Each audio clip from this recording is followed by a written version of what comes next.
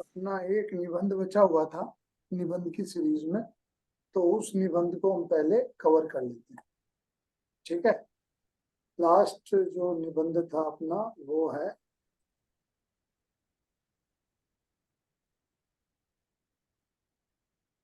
ये निबंध का टॉपिक है अपना आध्यात्मिकता के अभिज्ञान से सांप्रदायिकता का मुकाबला किया जा सकता है। आध्यात्मिकता के अभिज्ञान से सांप्रदायिकता का मुकाबला किया जा सकता है। अब देखो, 3 निबंध हम आपको बता चुके हैं। साइबर अपराध, आज के समय में भारतीय संस्कृति और धर्म एवं राजनीति। तो हम चाहते हैं कि ये वाला जो निबंध है जो लास्ट है अपना इस क्रम में, उसमें थोड़ा सा आप इनिशिएटिव लें। आप बताएं कि सर इस तरह से इंट्रो लिखा जा सकता है, या हमारा सजेशन ये है कि सर इसको ऐसे स्टार्ट किया जा सकता है। बताएं। ठीक है, हाँ बताएं, इस निबंध पे थोड़ा आप बताएं कि किस तरह से इसे स्टार्ट किया जा सकता है, या क्या थॉट्स, जैसे ही आपने इसको पढ़ा तो क्या थॉट आपके अंदर आए। पहले तो आप उस टॉपिक को 3-4 बार पढ़िए। ठीक है, उस टॉपिक को आप एक बार नहीं 3-4 बार पढ़िए, जो थोड़े से घुमावदार टॉपिक होते हैं उनको। जैसे अब इसमें साइबर अपराध, उसको एक बार पढ़ने में ही अपने को समझ में आ रहा है। ठीक है, आध्यात्मिकता के अभिज्ञान से सांप्रदायिकता का मुकाबला किया जा सकता है। तो 2 इसमें टॉपिक है या पॉइंट है, 2, आध्यात्मिकता और सांप्रदायिकता, और उनमें कुछ रिलेशन बताया गया है। क्या बताओ, इंट्रो पे अपन बात करते हैं। इंट्रो पे तो पहले तो आप इस टॉपिक से क्या समझे, जल्दी है जिसने लिखा था ये।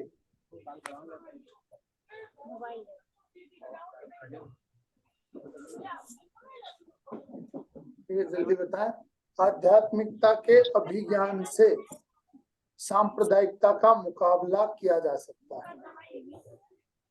थोड़ा जल्दी बताएं, नहीं आ रहा कुछ भी। कुछ सर पहले आध्यात्मिकता के बारे में बता सकते हैं, जैसे वो मानसिक रूप से और आत्मिक रूप से जोड़ती है, और सांप्रदायिकता में जो विरूपताएं आती हैं पूजा पद्धति आदि के कारण, तो आध्यात्मिक जहाँ मन मानव के तौर पे जोड़ती है, तो उस आधार पे सभी नागरिकों में एकात्म की भावना आध्यात्मिकता जगाती है। पहले मतलब आप बहुत सिंपल से ये कहना चाह रहे हो कि पहले आध्यात्मिकता के बारे में बात की जा सकती है। ठीक है, हाँ सर, और थोड़ा आगे का इनपुट दे दिया जाए कि किस तरह से सांप्रदायिकता का एक उपाय है उससे बचने का। ठीक है, इंट्रो में ये सब बोल दिया जाए। नहीं सर, थोड़ा सा राह दिखा दी जाए, पहले उसका वर्णन आध्यात्मिकता का ही हो ज्यादा।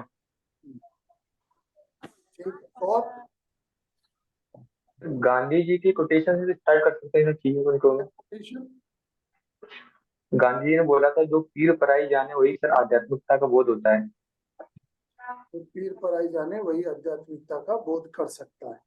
ठीक है, और यहाँ से स्टार्ट कर सकते हैं, और सर कबीर के किसी दोहे वगैरह का कोटेशन करके भी सर चीजों को शुरुआत कर सकते हैं।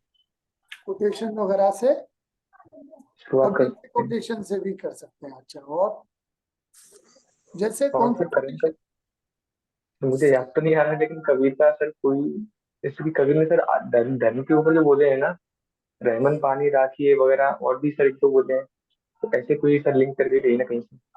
ठीक है, और सर कबीर, गुरु नानक जी, विवेकानंद जी का उदाहरण देते हुए हम बोल सकते हैं कि हमारे पुराने जितने भी विचारक रहे हैं, धर्म सुधारक रहे हैं, उन्होंने आध्यात्मिकता के बल पर ही जो समाज में कुरीतियां विद्यमान हैं, जैसे सांप्रदायिकता और भी कुछ सामाजिक कुरीतियां, उनको दूर किया जा सकता है, क्योंकि आध्यात्मिकता इंसान को मानवता के मार्ग पे ले जाती है और बाहरी रूप से नहीं अपितु मानसिक रूप से उसको मजबूत बनाती है, ताकि वो जो विद्यमान ऊंच नीच का भेद है या छोटे बड़े का भेद है या हिंदू मुस्लिम का धार्मिक भेद है, उसकी उस जैसी बुराई को आध्यात्मिकता से लड़ा जा सकता है। तो एक पॉजिटिविटी दिखा सकते हैं कि कैसे आध्यात्मिकता से इस चीज को दूर किया जा सकता है। फिर दूसरे पैरा में इन दोनों के अभी आप मीनिंग इंट्रो को पे बात समझा कर लो सकते ना, हैं।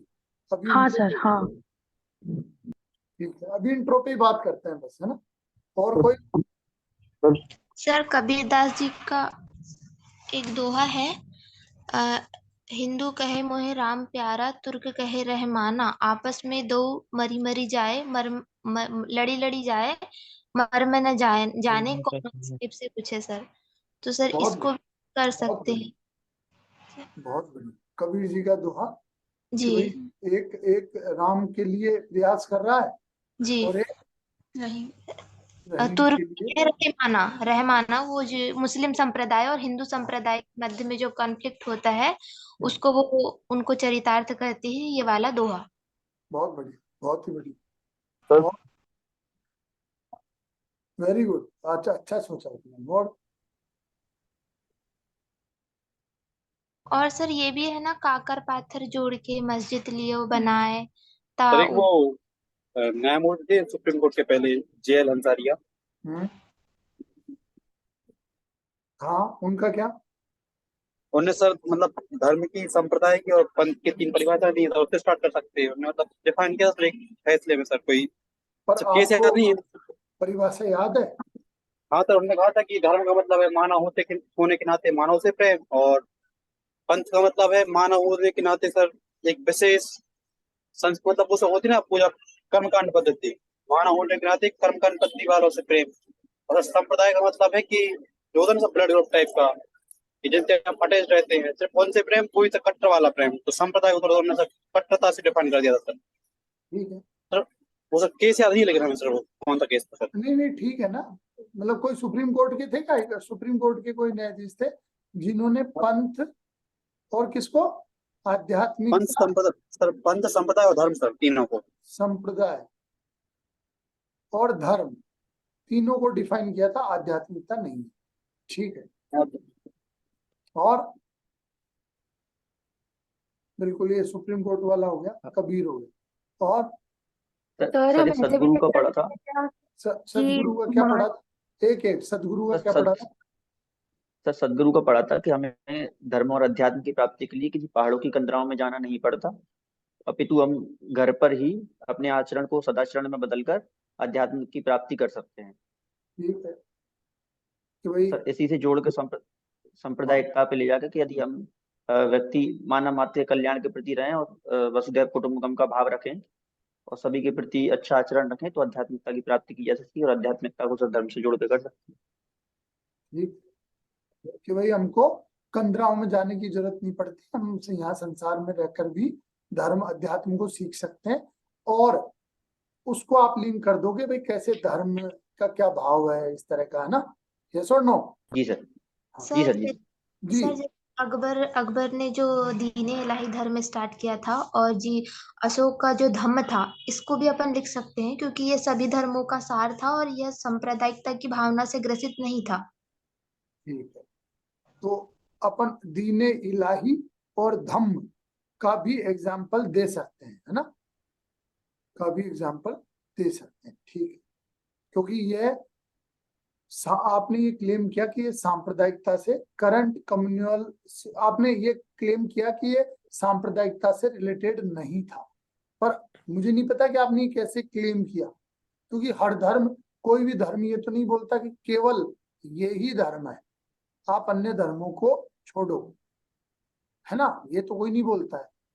ठीक। जी हाँ, देखो इन्होंने बोला current communal situation shows the disharmony and declining spiritualism, but how? भाई कैसे? बघेल साहब ये बताइए कि कैसे और कौन सी करंट सिचुएशन, आपको बताना तो पड़ेगा ना।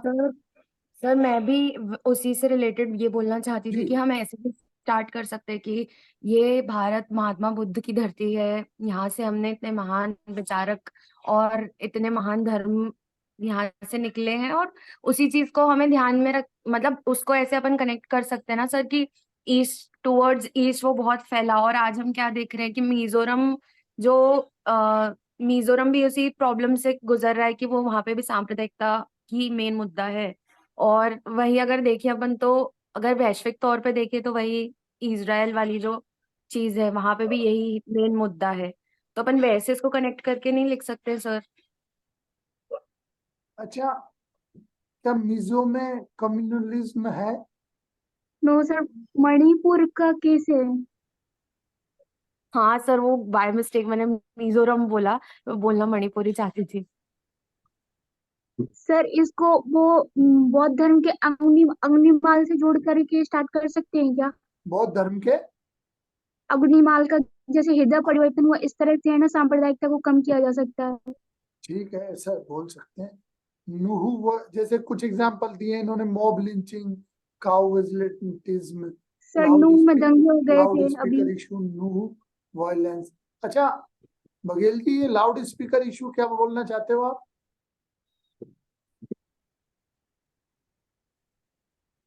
हाँ अच्छा, लाउड स्पीकर, हाँ ठीक है ठीक है, समझ में आया।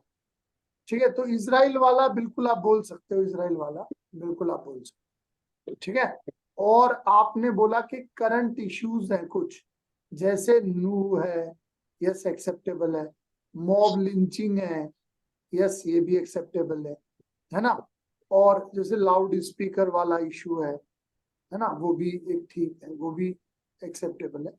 तो करंट इश्यूज एक मोटा मोटी अगर अपन एक ग्रुप में करंट इश्यूज को लें तो वो ले सकते हैं बिल्कुल। अब अपन फ्रीज करते हैं कि इंट्रो क्या होना चाहिए। ठीक है, देखो विवेकानंद के दरिद्र नारायण सिद्धांत से या अरविंद के समग्र योग से कनेक्ट करके स्टार्ट कर सकते हैं। रुक्मणी जी क्या आगे इलोबरेट करेंगी आपके दरिद्र नारायण से कैसे लिंक करें या समग्र योग से कैसे लिंक करें? बिकॉज सवाल है आध्यात्मिकता के अभिज्ञान से सांप्रदायिकता का मुकाबला किया जा सकता है। मतलब सवाल ये बोलता है, सवाल क्या बोलता है? सवाल ये बोलता है कि सांप्रदायिकता एक समस्या है, एक प्रॉब्लम है। ठीक है, और सांप्रदायिकता स्टार्ट ही होती है जब एक से अधिक धर्म हो, क्योंकि उन धर्मों में उच्च और निम्न, ठीक है, उच्च और निम्न, हमारा और तुम्हारा, जैसे ये भाव आए वैसे ही सांप्रदायिकता स्टार्ट होती है। सांप्रदायिकता का मतलब है, यहाँ हम धर्म की बात कर रहे हैं, आध्यात्मिकता और धर्म। ठीक है, तो सांप्रदायिकता का क्लियर मतलब है कि दो धर्मों में संघर्ष, दो धर्मों में संघर्ष।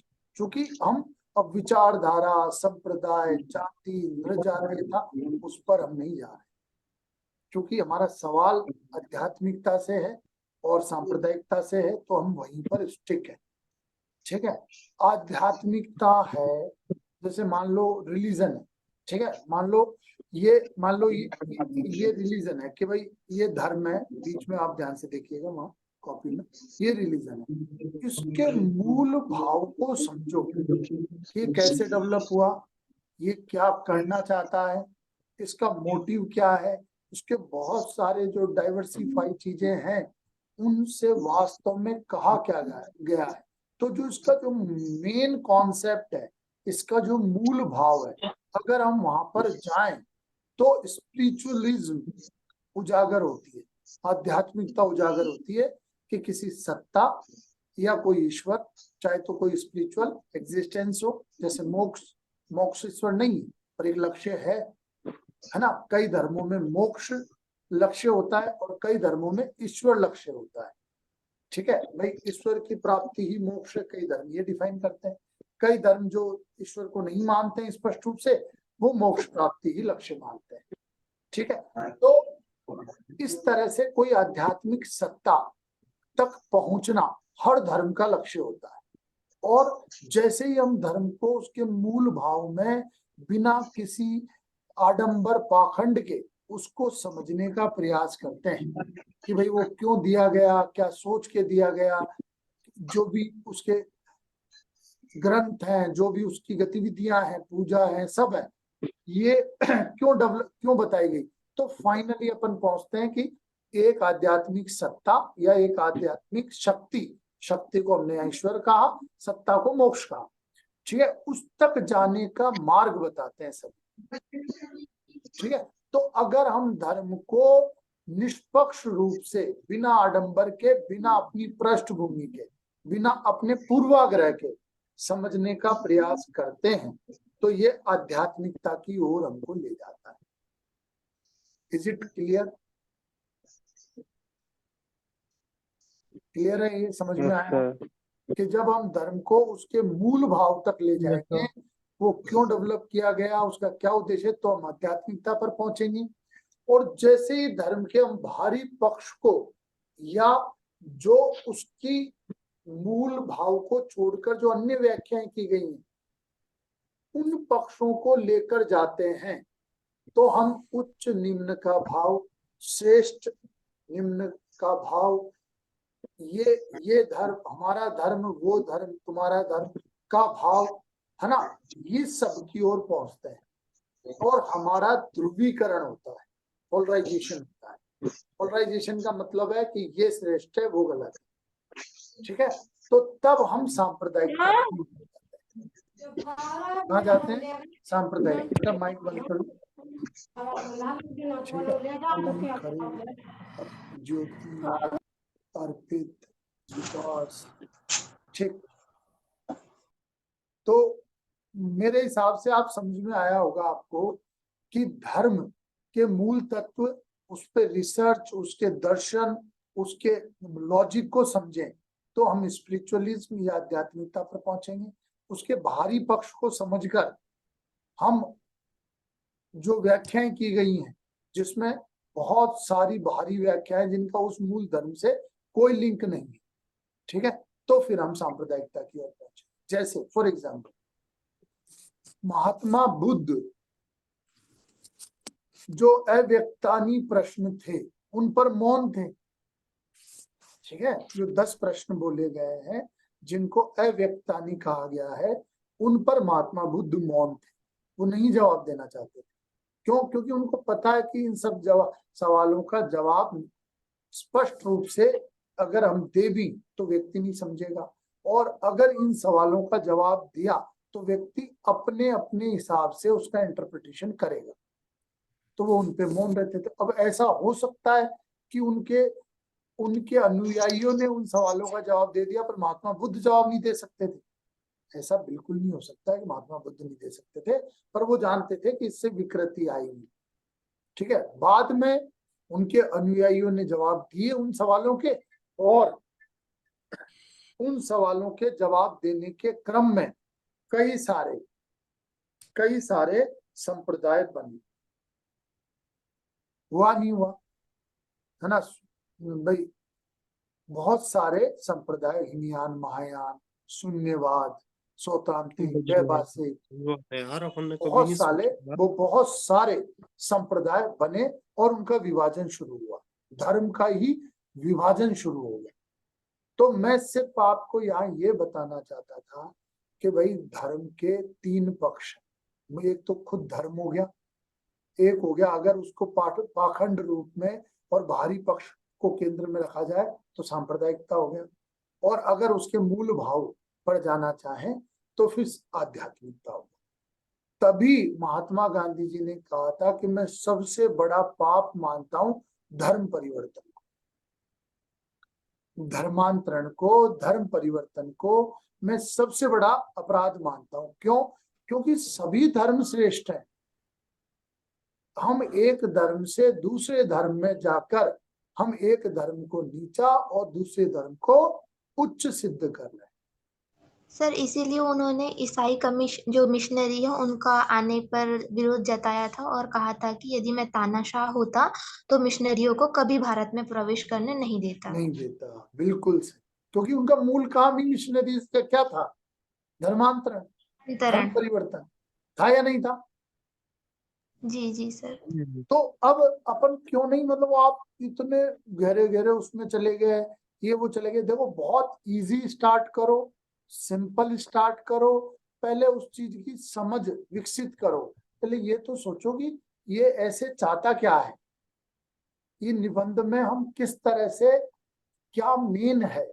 मेन ये है कि भाई अगर हमको स्पिरिचुअलिज्म, आध्यात्मिकता का ज्ञान हो जाए तो हम सांप्रदायिकता के मामले में फंसेंगे ही नहीं, सांप्रदायिकता की परिस्थिति ही पैदा नहीं होगी। सिंपल सा लॉजिक है।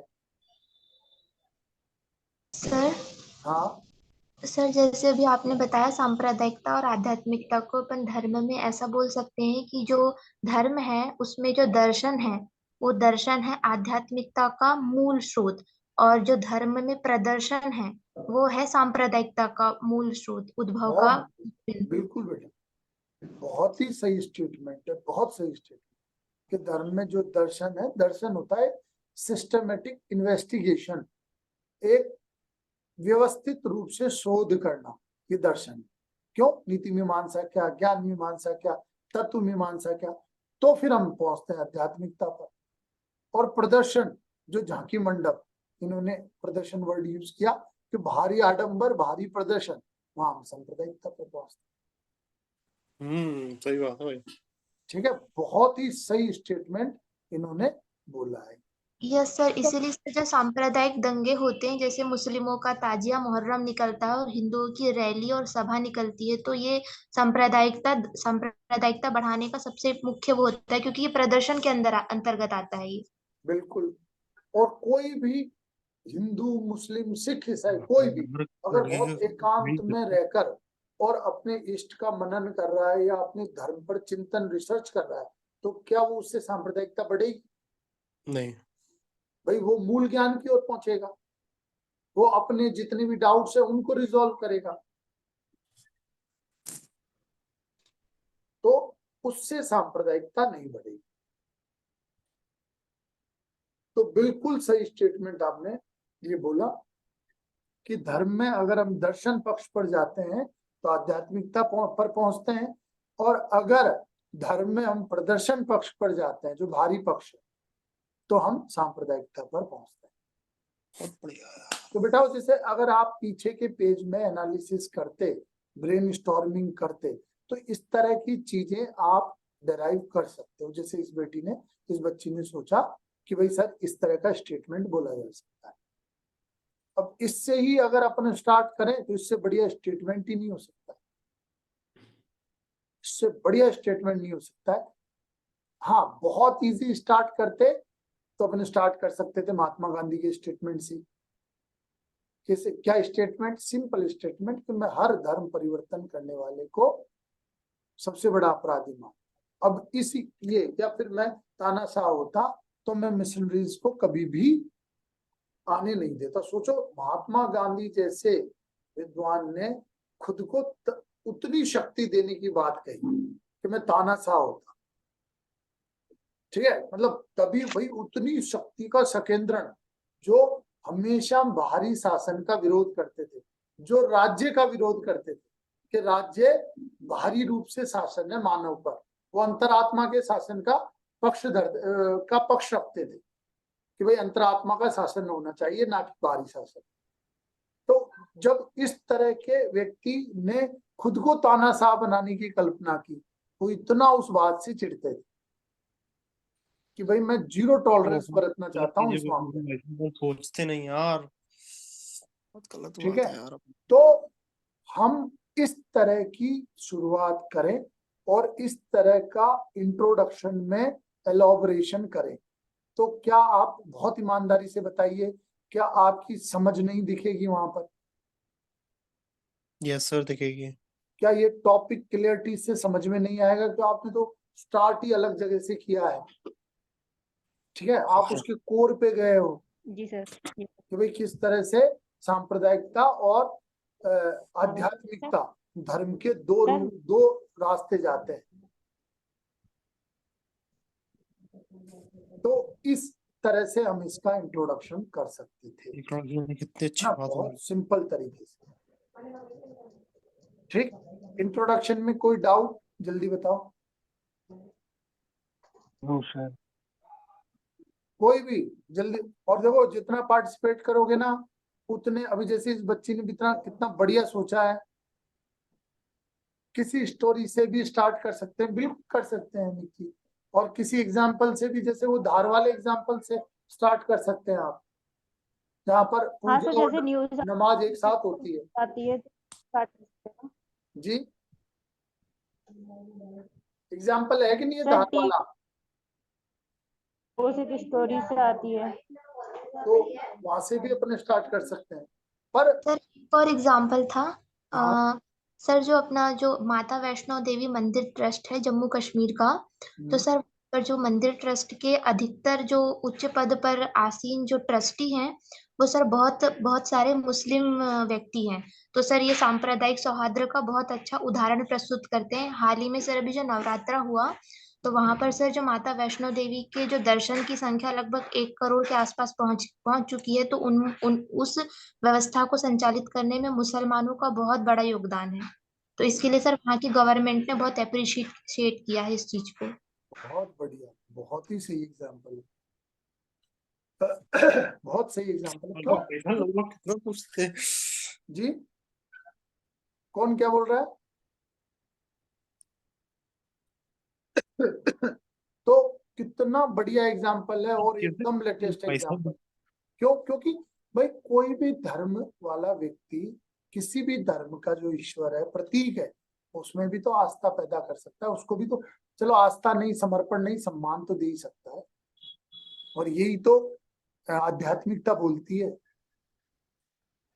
ठीक है, बहुत सही एग्जाम्पल है ये भी, वैष्णो देवी वाला भी। तो ये भी अपन कर सकते। मुझे लगता सर है, इसको हाँ जी बताएं। सर इसको ऐसे भी समझ सकते हैं क्या, जैसे बुरा जो देखन में चला बुरा न मिलिया कोई, जो मन देखा अपना मुझसे बुरा न कोई। मतलब इंसान आध्यात्मिकता के थ्रू अपने आंतरिक जो बुराइयां होती है या आंतरिक कमियां होती है उन पर ध्यान देकर उनको सुधार देगा, तो जो बाहरी आडंबर या बाहर विद्यमान जो सांप्रदायिकता है उसको दूर किया जा सकता है।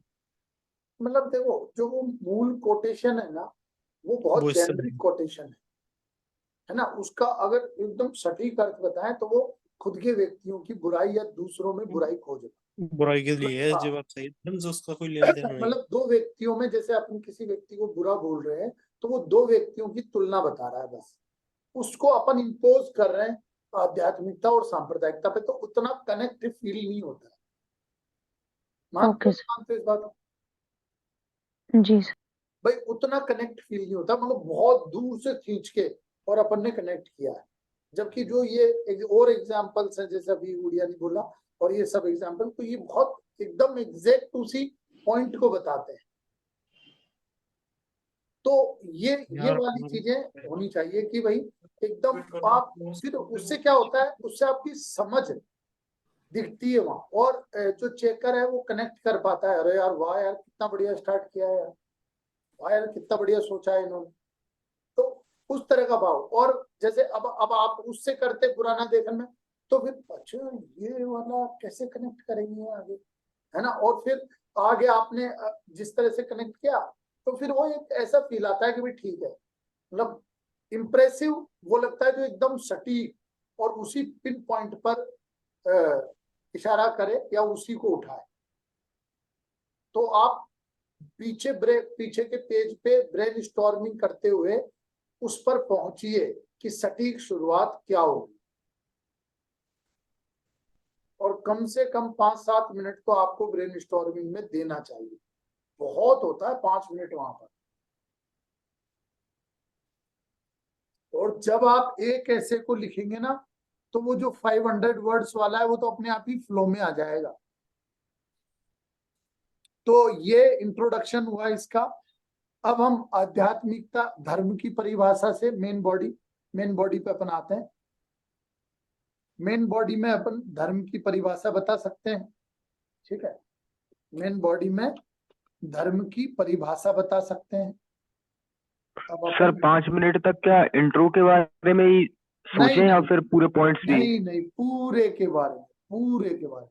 और जब पूरे के बारे में जब चर्चा करेंगे ना अपन, तब इंट्रो अपने आप ही सजेशन में आएगा। जब पूरे जी निबंध सर। की चर्चा करेंगे तो अपने आप ही हम्म। इंट्रो उसमें आएगा सजेशन में, क्या इस तरह का शुरू करें। Okay sir. तो देखो मेन बॉडी में धर्म को परिभाषित करें अपन, आध्यात्मिकता को परिभाषित करें, सांप्रदायिकता को परिभाषित करें, ठीक है। मेन बॉडी में ये अपन परिभाषा कर सकते हैं। सर धार्यति इति धर्म है, इस डेफिनेशन से स्टार्ट कर सकते हैं। तो किसको, ऐसे को स्टार्ट करें इससे? भाई ऐसे को तो स्टार्ट इससे करना ठीक नहीं है ना, क्योंकि धर्म तो ऐसे में है ही नहीं। हाँ डेफिनेशन को स्टार्ट कर सकते हैं, बिल्कुल बिल्कुल डेफिनेशन को स्टार्ट कर सकते हैं। हाँ डेफिनेशन देंगे तो स्टार्ट कर सकते हैं, धार्यति इति धर्म, जो धारण किया जाता है वही धर्म, ठीक है। तो धर्म डिफाइन किया, आध्यात्मिकता डिफाइन की, सांप्रदायिकता। फिर आखिर सांप्रदायिकता क्यों उत्पन्न होती है, ठीक है। अब यहां धर्म और इनका संबंध, जैसे तीसरा अपन लिख सकते थे इनका परस्पर संबंध है ना। फिर आती है सांप्रदायिकता के कारण, फिर आध्यात्मिकता पर लोग क्यों नहीं पहुंच पा रहे हैं, या आध्यात्मिकता की समझ क्यों नहीं विकसित हो पा रही, ठीक है। तो ये अपन यहां पर कर सकते थे, ठीक है। सांप्रदायिकता लोग यूं ही पकड़ रहे हैं, जबकि आध्यात्मिकता सहज नहीं है। क्यों? क्योंकि सांप्रदायिकता विकृति है और लोग बहला फुसला के उसमें फंसाते हैं, जबकि आध्यात्मिकता एक अनुसंधान है, एक साधना है, एक रिसर्च है, एक उस पर डेडिकेटेड एफर्ट्स लगाने पड़ते हैं, तब जाके आध्यात्मिकता के चरम स्तर तक पहुंचते हैं। तो इसलिए फिर क्या किया जा सकता है कि आध्यात्मिकता बढ़े और सांप्रदायिकता घटे, ठीक है। और फिर निष्कर्ष यहाँ पर लिखा जा सकता है। धर्म को खूब बढ़िया खींचा जा सकता है, धर्म में पूर्व पश्चिम की अवधारणा अलग अलग है, ठीक है। ऐसे ही आध्यात्मिकता में, और आध्यात्मिकता वैज्ञानिक है या पूरा विश्वास पर आधारित है। जैसे आध्यात्मिकता को लिंक किया जा सकता है 3 चीजों से, आस्था, विश्वास और वैज्ञानिकता। इस पर धर्म की प्रकृति व्याख्या धर्मों को मैं बिल्कुल नहीं करता यार, सही बताऊं तो अपन तो बिल्कुल भी नहीं सोचते यार, ठीक है। तो जैसे धर्म को, आध्यात्मिकता को भाई तो जो है पढ़ाई अच्छे से भैया करो। म्यूट कर लो। भैया ये कौन है जिसकी आवाज आ रही है बार बार? अमन करारे।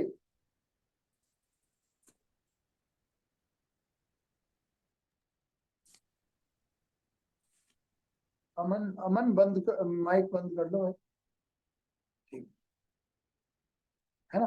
तो जैसे धर्म पूर्वी और पश्चिमी व्याख्या में अपन बात कर सकते हैं। धर्म ईश्वर आधारित और ईश्वर विहीन व्याख्या कर सकते हैं धर्म की, तो धर्म में इतना इलोबरेट अपन कर सकते हैं।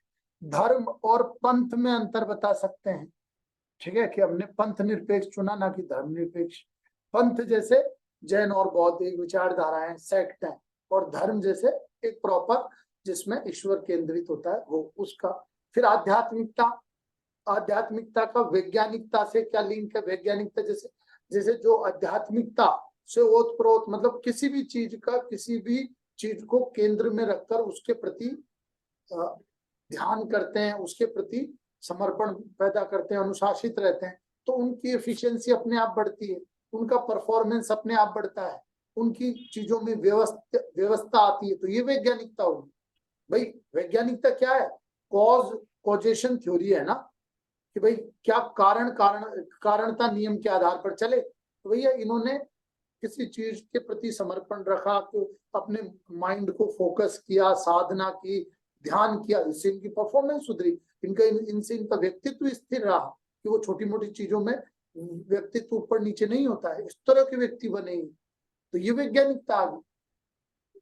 और आस्था कैसे, प्रॉपर आस्था, चाहे जैसे मान लो आस्था कैसे, आपने वो सुना होगा वो अकबर और बीरबल का, कि भाई अकबर ने देखा यार सर्दी बहुत पड़ रही है, तो और एक ठंडा तालाब देखा कि यार ठंडे तालाब में कौन खड़ा रह सकता है ना, तो उसने कहा कि यार जो इसमें सारी रात खड़ा रह जाएगा उसको मैं पुरस्कार दूंगा। तो एक गरीब व्यक्ति बेचारा दूर घर में जो दीपक जल रहा था उसको देखते हुए खड़ा हुआ, तो वो उससे उस पे आस्था, मतलब एक तरह से विश्वास आस्था उसकी जुड़ी। मान लो किसी मूर्ति पर अपनी आस्था आ जाए, ठीक है, और उसमें इतना, उस मूर्ति से अपने को इतना, जब उस मूर्ति में कुछ नहीं है लेकिन अपना डेडिकेशन इतना है उसमें, ठीक है, तो आस्था जो मतलब बिना किसी इफ एंड बट के पूरा कमिटमेंट। और विश्वास, विश्वास थोड़ा सा आस्था से नीचे लेवल का होता है, ठीक है, इसमें थोड़े से दिमाग समर्थित तर्क भी होते हैं। सांप्रदायिकता तो वैचारिक, व्यवहारिक, ठीक है, हम और वो का भाव। अब भाई सांप्रदायिकता, तो सांप्रदायिकता की तुलना कर सकते हैं अपन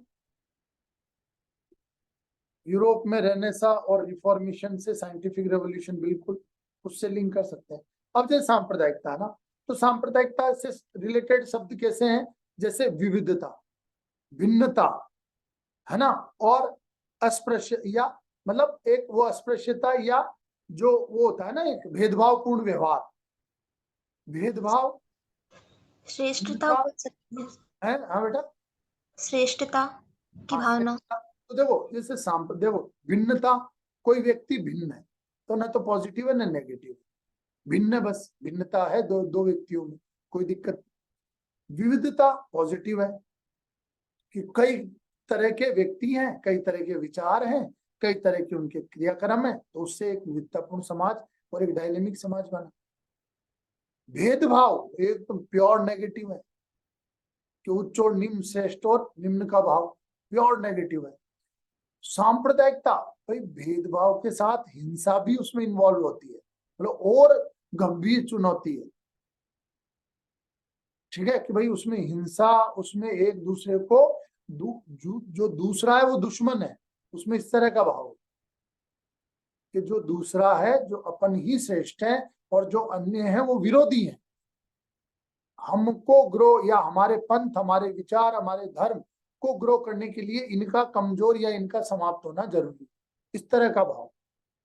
यस सर, ये वर्चस्व की लड़ाई को भी बढ़ाते हैं। वर्चस्व की लड़ाई है, अपनी श्रेष्ठता की लड़ाई है। तो सांप्रदायिकता में ये डायमेंशन अपन खोल सकते हैं।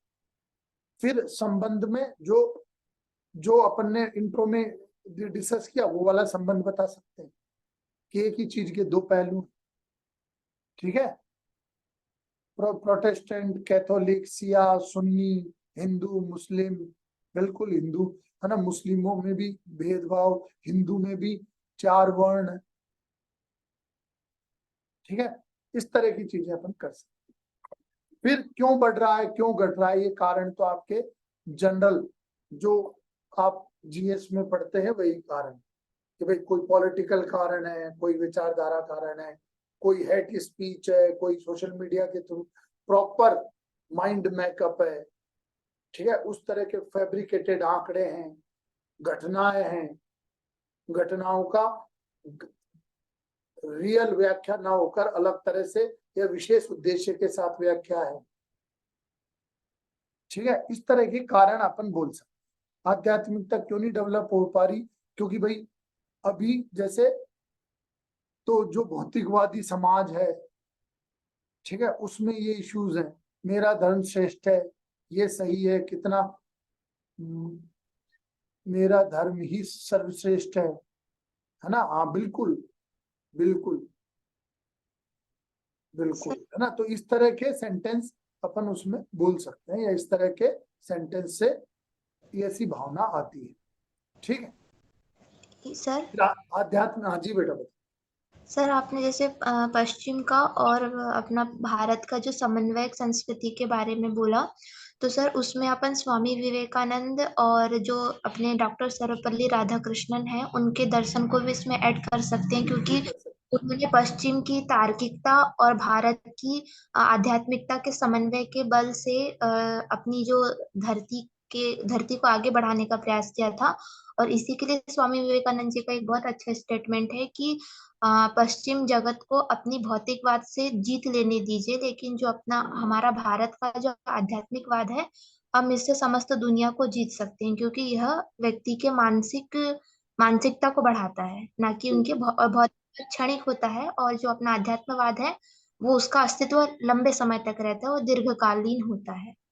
बिल्कुल सही बेटा, बिल्कुल सही। और उनका सिंपल सा स्टेटमेंट भी था कि भाई इस विश्व का कल्याण पूर्व और पश्चिम के समन्वय से ही है ना, उस तरह की भी स्टेटमेंट है, बहुत सिंपल से। तो बिल्कुल आप बिल्कुल ये बोल सकते, ठीक है। तो इसमें अपन आध्यात्मिकता क्यों नहीं डेवलप हो पा रही, एक तो भौतिकतावाद बहुत ज्यादा आ गई, ठीक है, बहुत ज्यादा आ गई। आध्यात्मिकतावाद एक इस तरह का रह गया है कि बस केवल एक कहने को कि भाई ठीक है ये भी चीजें हैं, या एक मनोरंजन की तरह, प्योर आध्यात्मिकतावाद अभी नहीं रहा है। और दूसरी बात, एक फेज भी होता है भाई, हर जैसे आप माल्थस, मार्क्स, है ना, इन सब का और देखोगे ना, तो इन्होंने जनसंख्या को कई फेजेस में गुजरने के लिए बोला गया है। तो जैसे हम लोग, जैसे इंडिया कैसा कि पहले गरीब, अब डेवलपिंग स्टेज, अभी सिर्फ यही देखा जा रहा है कि संसाधन कैसे ना कैसे आए, बस इस तरह का इंडिया में चल रहा है।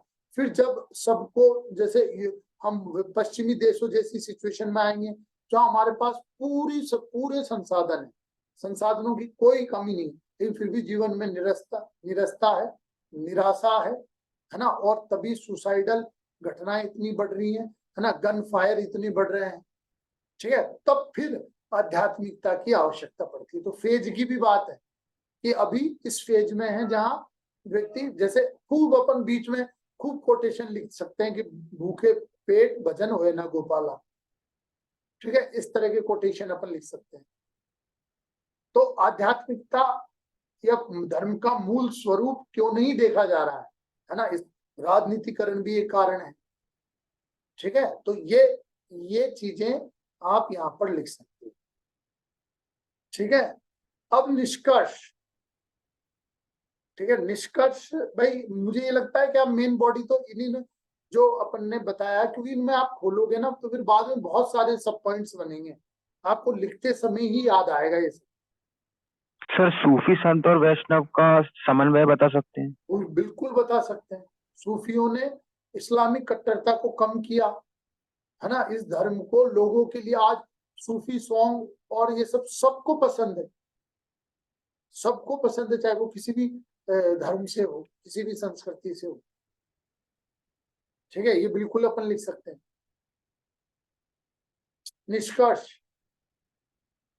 निष्कर्ष में हमारा टारगेट रहेगा कि हम आध्यात्मिकता को किसी भी कीमत पर स्थापित करें। सर्वधर्म संभाव, सभी धर्म समान है, श्रेष्ठ, ये संभाव, ठीक है। तो इस तरह की आइडियोलॉजी हमको डेवलप करनी चाहिए। कैसे डेवलप होगी?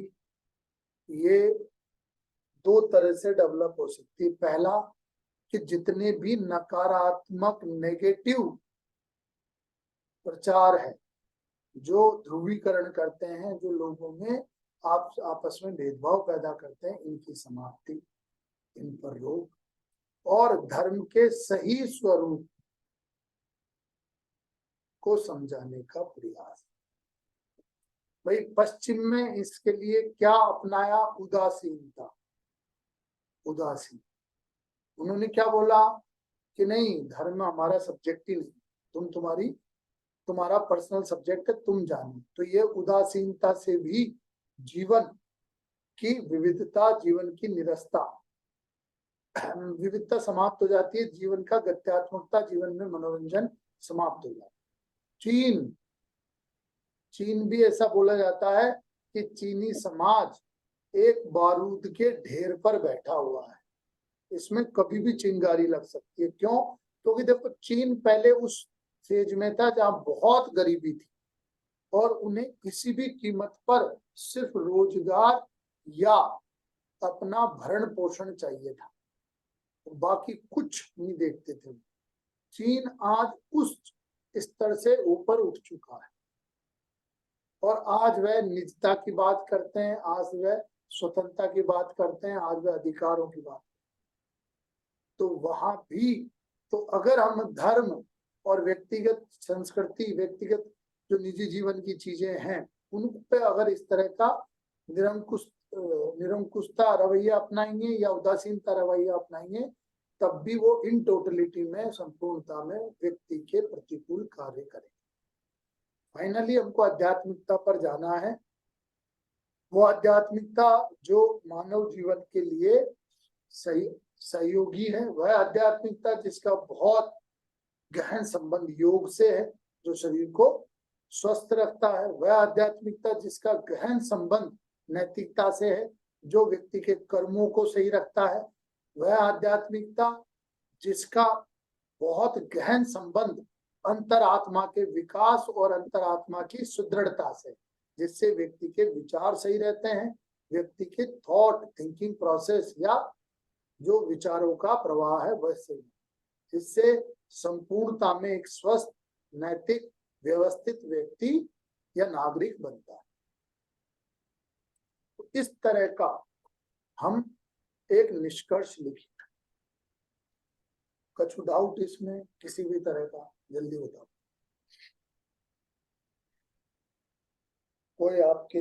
कोई भी किसी भी तरह का डाउट हो, थॉट्स हो, तो जरूर डिस्कस करो।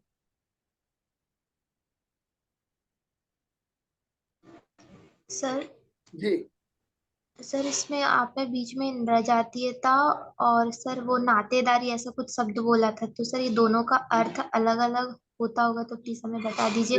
नृजातीयता क्या होती है और नातेदारी क्या होती है? भारत में प्रचलित राजयोग जो एक एकात्म की बात करता है, मेंशन कर सकते हैं।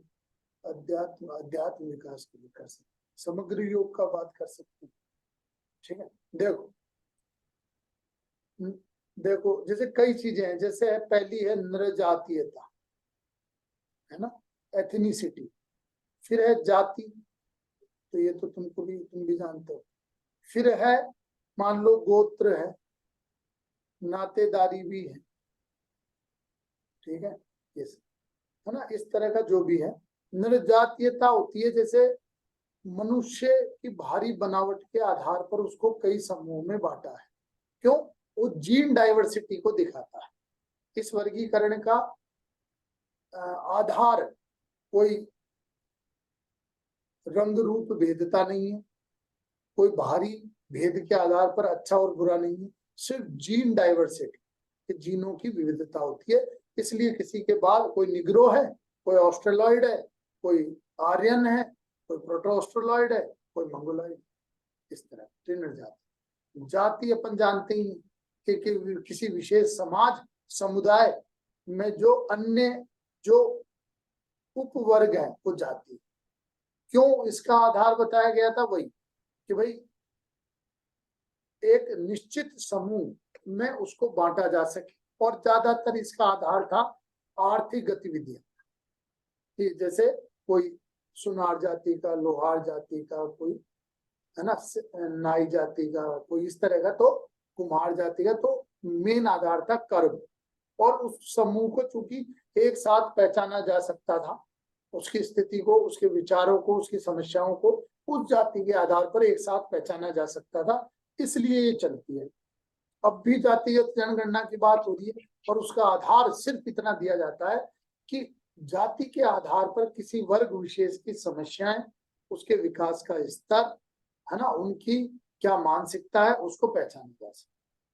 गोत्र जाति के अंदर की व्यवस्था है जिसमें इस तरह से विवाह पद्धति को अपनाया गया ताकि एक डाइवर्सिटी हो सके, है ना, मतलब एक जीन का विभिन्न जीनों में क्रॉस हो और एक अधिक सक्षम, अधिक सुरक्षित संतान उत्पन्न। इस तरह नातेदारी व्यवस्था होती है जैसे जिसमें किसी को जोड़ दिया जाता है। जैसे राजस्थान में नातेदारी एक प्रथा है। जैसे कैसे कि भाई मान लो दो भाई है ना, और दोनों भाइयों की पत्नियां हैं। मान लो बड़ा भाई शांत हो गया तो इस पत्नी को छोटे भाई के ही जोड़ दिया जाता है, यानी इसकी दो पत्नियां हो जाती है, इस तरह का। तो ये नाता प्रथा है, राजस्थान में तो इसको ऐसा जोड़ा जाता है। और अगर सिंपल इसका नातेदारी का देखें तो एक परिवार, एक कुल से संबंधित, वैसा अपन इसको बोल सकते। जैसे इस महिला को इस भाई दूसरे भाई के क्यों जोड़ा गया, क्योंकि दोनों ये खून का रिलेशन था दोनों में, इस तरह का। तो ये प्रथा है, वो प्रथा है। और नाता होता है कि किसी परिवार विशेष या ब्लड रिलेशन, है ना, ब्लड रिलेशन से अपन इसको जोड़ सकते। ठीक है, और कोई डाउट है जल्दी बताएं। सर नातेदारी में रिश्तेदार और परिवारजन आएंगे। हाँ, वैसे आ सकते हैं, सब अलग अलग जगह रहता है, पर अपन इससे मिलेंगे। सर धर्म के आधार पर नए राज्यों की मांग उठा सकती है, अध्यात्म कैसे रोक सकती है? यार मुझे तो नहीं पता कि धर्म के आधार पर भी राज्यों की मांग उठी, मतलब मैंने तो नहीं सुनी। धर्म के आधार पर तो नहीं, विकास, जनजाति, भूगोल, इन सब के आधार पर जरूर। सर भाषा के आधार पे मांग होती है। हाँ, भाषा के आधार पर हो जाती है, संस्कृति के आधार पर हो जाती है।